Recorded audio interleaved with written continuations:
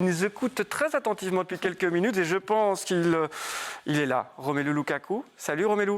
Bonsoir tout le monde. Bonsoir. Tout va bien? Ça va bien, vous allez bien? Oui, ça va. Est-ce que vous avez regardé le match Bruges-Anderlecht hier? Oui, j'ai regardé la deuxième mi-temps. Oui, vous en avez pensé quoi? Ouais, c'est dommage qu'ils n'ont pas pris les 3 points. Mais je pense qu'ils ont fait un bon match. Ils auraient pu gagner. Mais voilà, c'est une équipe qui est encore assez jeune et qui doit encore assez progresser. Mais je pense que sur ces dernières 3 semaines, ils ont quand même assez fait des progrès. Ils ont eu des bons résultats dans des matchs quand même assez décisifs. Et je pense qu'ils vont faire des bons playoffs pour bien finir cette saison. Et après, l'année prochaine, je pense qu'on va avoir une équipe qui sera prête pour se battre pour le championnat. Ouais, vous les voyez jouer le titre l'année prochaine, déjà? Ben, je pense que les joueurs ils commencent à comprendre les consignes tactiques de Vincent parce que voilà, au début c'était quand même un peu difficile pour eux, mais je vois au fur et à mesure que les joueurs ils commencent à comprendre ce que Vincent demande en possession de balle et en perte de balle. La seule chose c'est juste l'efficacité. Hier, il y a eu une action hier avec Amouzou où il part à 3 contre 2 en deuxième mi-temps où que la passe devait aller un peu plus vite sur El Hadj. Mais ça, c'est des jeunes joueurs et je pense qu'au fur et à mesure, avec l'expérience, avec les consignes de Vincent, je pense que dans le futur, ça va aller beaucoup mieux dans ces situations-là.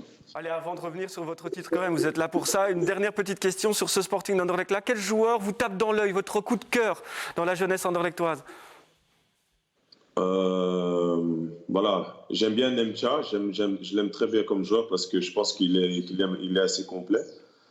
J'aime bien El Hadj, il m'impressionne beaucoup. C'est vraiment un joueur qu'on a tous vu à Nerpet et c'est vraiment un joueur anderlechtois. Yari et Sambi, je pense que voilà, je voudrais bien voir le retour de Marco Cana parce que je pense que c'est un jeune joueur dans le futur qui sera assez important. Ouais, il le prépare sans doute pour la saison prochaine. Merci Romelu pour cette petite parenthèse anderlechtoise.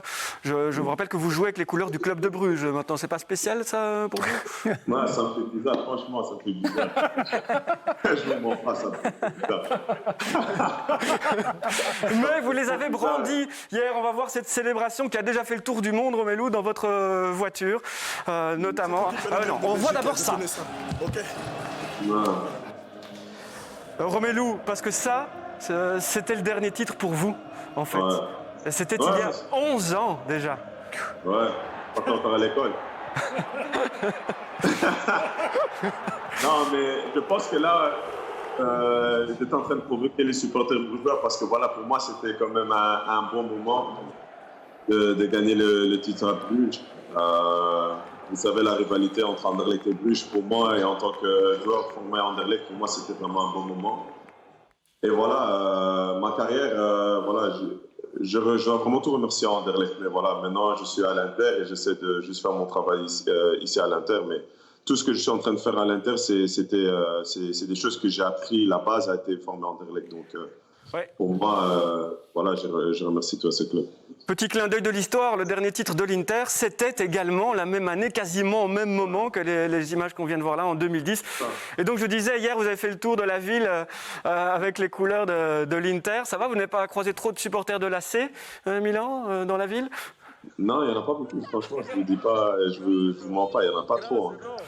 Ouais, c'est plus Il n'y en a pas trop. national. Et, c'était bien parce que, voilà, vous savez, dans ces moments difficiles, être à la maison tout le temps comme ça, je pense que hier, voilà, je voulais juste fêter ce moment-ci avec les gens à Milan parce que, quand même, depuis que je suis arrivé à Milan, ils m'ont toujours soutenu dans les moments difficiles et dans les bons moments aussi.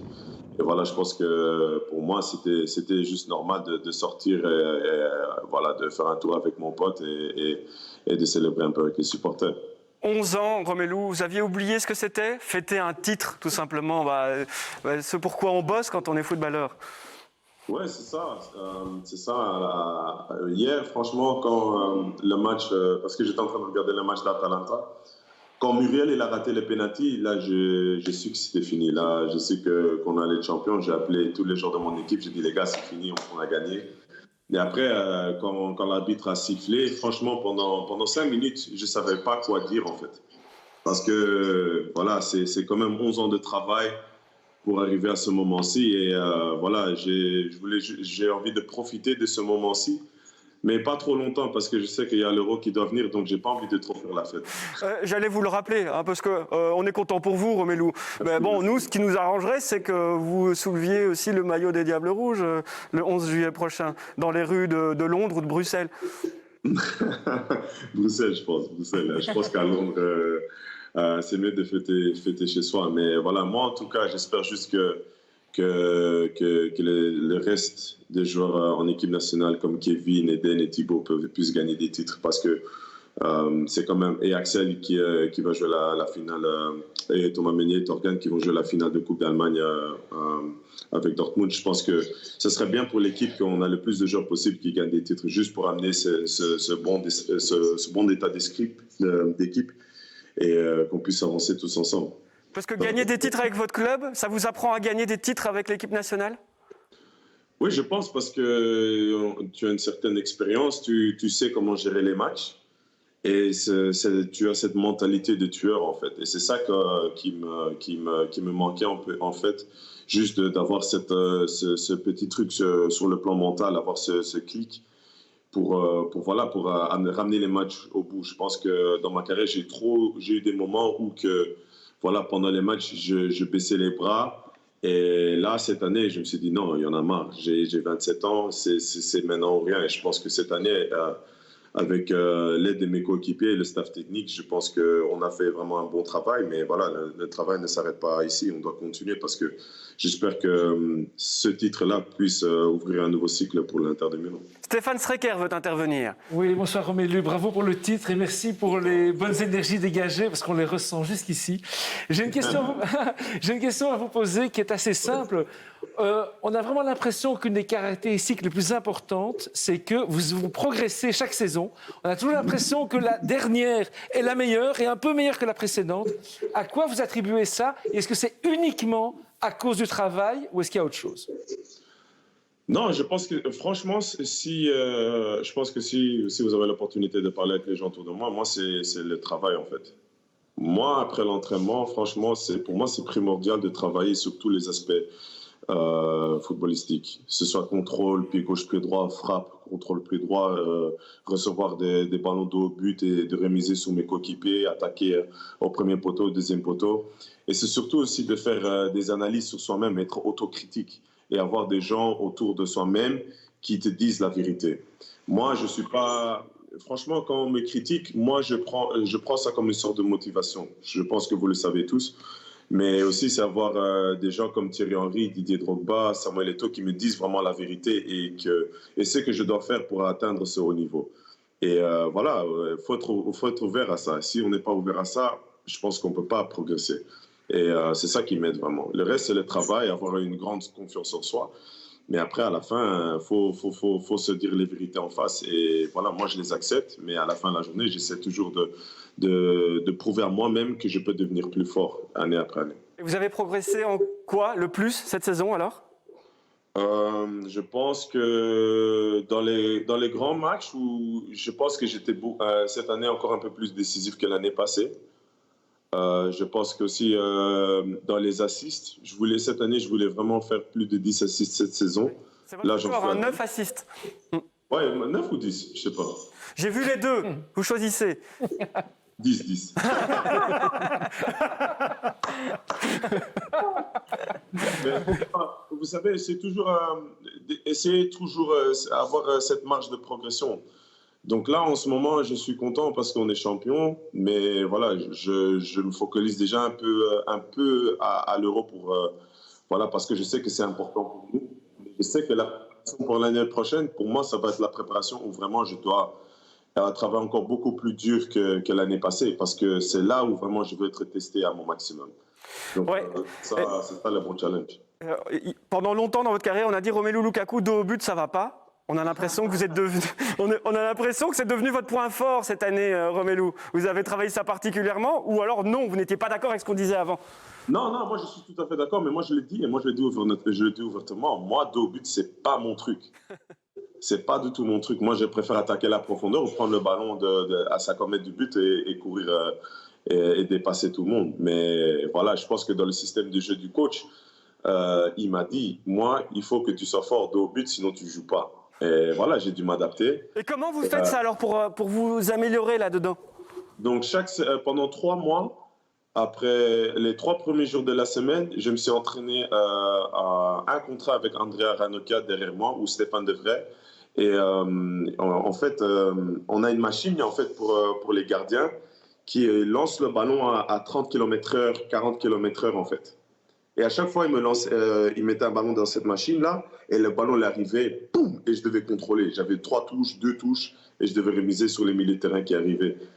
Et c'est comme ça pendant 3 mois, j'ai fait ça. Et après, dès que j'ai pris le clic, j'ai dit voilà, c'est bon. Là maintenant, je pense que dos au but, c'est mort pour tout le monde. Et là, il y a un boom d'achat de machines de lancer de ballon en Belgique. Là. Hop, tout le monde est sur Internet pour dire.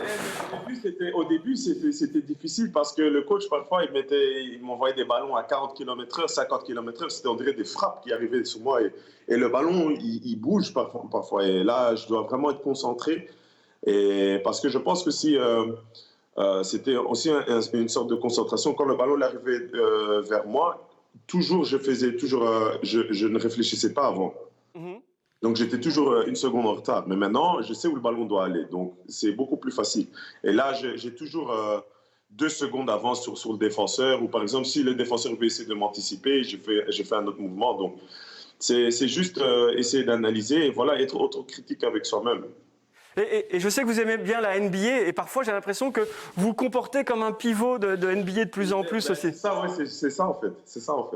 C'est juste ça. C'est voilà. juste ça. J'essaie juste d'être un peu comme Shaquille O'Neal dans le football. Quel est votre but le plus important cette saison? Plus important. Le plus beau pour moi, c'est celui-là, le but du 3-0 contre Milan. Mais je pense que le plus important, je ne peux pas dire que j'ai souvent marqué le 1-0, mais je pense que quand on a joué contre la Lazio, je pense l'assist sur Lautaro, où je dépasse tout le monde et je lui fais la passe pour marquer le 3-1. Je pense que ça, c'était un moment clé pour nous dans notre saison. Parce que je pense que si on ne marque pas ce 3-1 là, à ce moment-là, je pense qu'on fait un match nul. Parce que la Lazio, ils étaient vraiment en train de nous dominer ce match-là. Comme un symbole, le but le plus important de Romelu, pour lui, c'est un assist. Donc cette saison, on va bientôt vous laisser, Romelu, mais il y a Nordine aussi, un attaquant aussi qui veut vous parler. Bonsoir Nordine, ça va? Ça va et toi? Un attaquant On peut vous laisser si vous voulez. Non, mais un attaquant pas du même niveau. D'abord, je voulais te féliciter que de chemin parcouru et encore, j'espère qu'il y en a encore beaucoup et à l'Euro. Pour deux choses pour répondre par rapport à jouer dos au but. Il y a quelque temps, il a compris que c'était un costaud et qu'il pouvait jouer avec son corps contre le défenseur.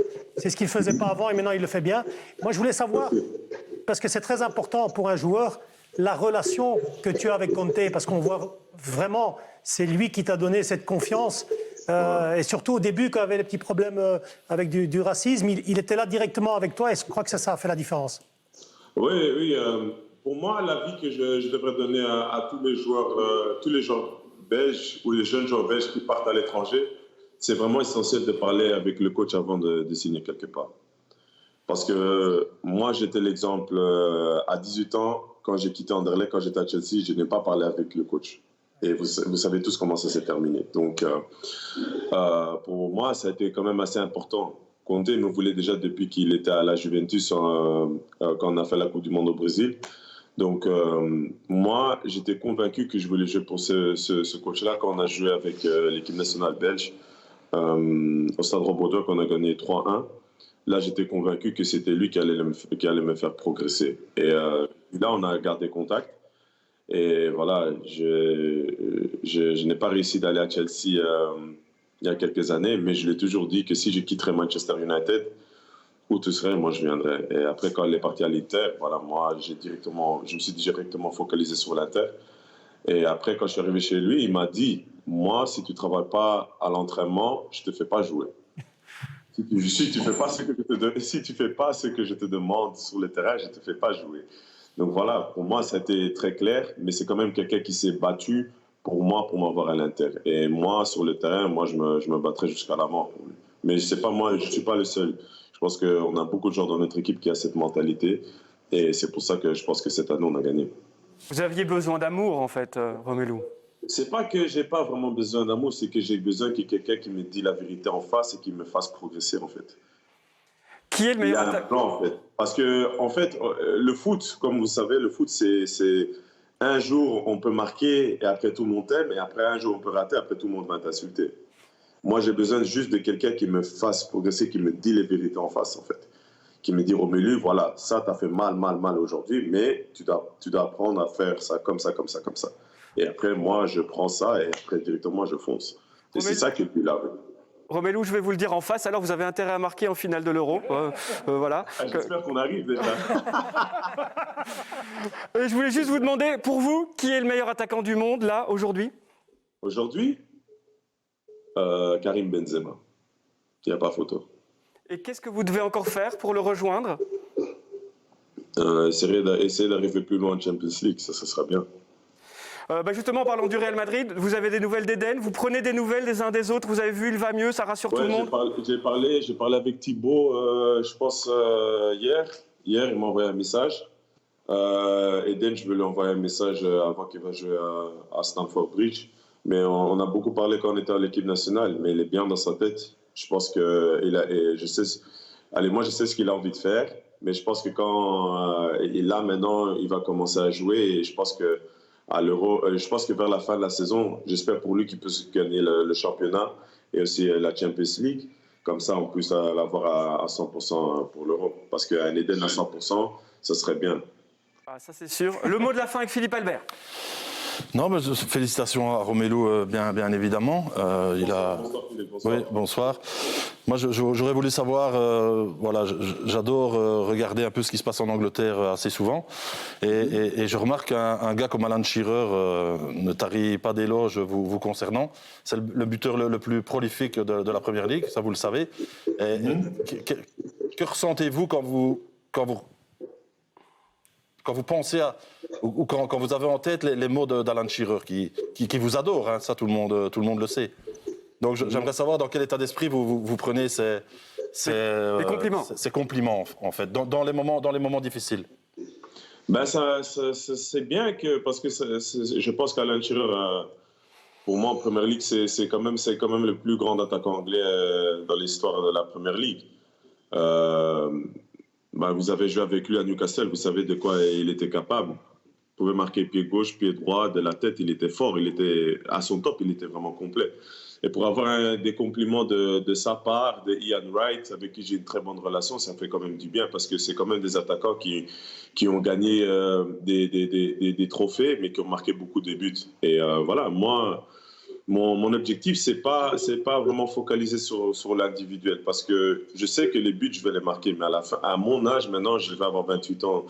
D'ici quelques jours, c'est de gagner des trophées. Ça, c'est le plus important. Ça, c'est ma motivation. C'est pour ça que je me réveille tous les jours pour essayer de travailler, pour essayer de gagner quelque chose. Parce qu'à la fin de la journée, je peux marquer peut-être 500 buts, mais si j'ai 0 trophée à mon nom, ça ne vaut rien. Moi, je suis comme ça. Moi, le collectif sera toujours plus important que l'individuel. Donc, moi, j'espère juste être reconnu comme un joueur qui a tout donné et qui a été un bon exemple pour les jeunes. Romelu, on va vous laisser maintenant. Merci d'avoir été avec nous en direct pour célébrer votre deuxième titre dans votre carrière après celui obtenu avec Anderlecht. Et donc, on vous souhaite déjà un bon anniversaire. C'est dans un peu plus d'une semaine.